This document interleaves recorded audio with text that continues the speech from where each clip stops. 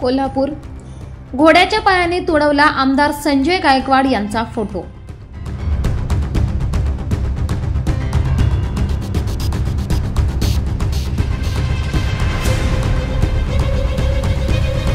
महायुतीतील शिवसेना शिंदे पक्षाचे आमदार संजय गायकवाड यांनी महापुरुषांचा अवमान केल्याप्रकरणी कोल्हापुरात शिवसेना ठाकरे गटाकडून जोरदार निषेध करण्यात आला। कोल्हापुरातील छत्रपती शिवाजी महाराज चौकात हे निषेध आंदोलन करण्यात आले। घोड्याच्या पायाने आमदार संजय गायकवाड यांचा फोटो तुडवून घोषणाबाजी करत यावेळी हा निषेध करण्यात आला। आजही जर अशा पद्धतीने कोण अपमानकारक बोलत असल्यास त्यांच्यावर छत्रपती शिवाजी महाराजांच्या काळात व्हायची त्याचप्रमाणे टकमक टोकावरून ढकलून देण्याची कारवाई व्हावी ही मागणी यावेळी शिवसेना ठाकरे पक्षाचे जिल्हा प्रमुख रवी किरण इंगवले यांनी व्यक्त केली।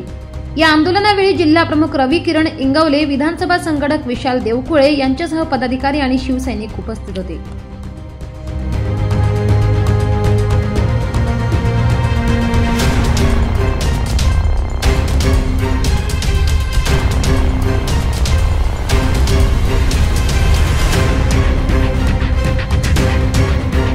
गद्दार शिंदे गटाचे आमदार संजय गायकवाड यांनी काल वक्तव्य केलं होतं की छत्रपती संभाजी महाराज, छत्रपती शिवाजी महाराज यांनी विविध भाषा शिकल्या, विविध भाषा आत्मसात केल्या, तर ते मूर्ख होते का असं त्यांचं वक्तव्य आहे। तर माझं त्यांना एक सांगणं आहे की हा मूर्ख हा शब्द तुम्ही तुमच्या आई बापासाठी वापरा, एकनाथ शिंदेंच्यासाठी वापरा।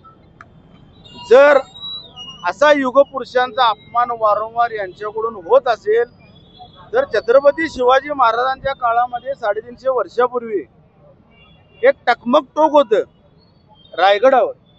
त्या टोकाचं रहस्य असं होतं की स्वराज्यामध्ये जे गद्दार होते त्यांना त्या टोकावरून छत्रपती शिवाजी महाराजांचे मावळे वरून फेकून देत असे। तर अगदी ती परिस्थिती यांनी आता राज्यामध्ये आणलेली आहे।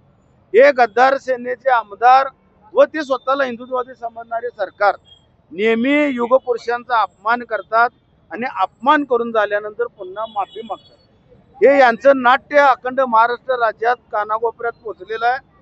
जर संजय गायकवाड यांनी चांगल्या पद्धतीनं अगदी संयमतेनं जर महाराष्ट्र राज्याची माफी मागितली नाही आणि जर यदाकदाचित त्यांना त्यांचा कोल्हापूर जिल्हा दौरा ठरला तर अगदी टकमक टोकासारखं कोल्हापूरची शिवसेना त्यांना अद्दल घडवून दाखवेल। छत्रपती शिवाजी महाराजांच्या काळामध्ये अशा गद्दारांना ठेचायला मावळे पुरेसे असायचे। त्यातलाच एक शिवसेनेचा मावळा आम्ही या घोड्यावर परिधान करून घोड्याच्या टापाखाली संजय गायकवाड यांची प्रतिमा अक्षरशः तुडवून दाखवली घोड्याने।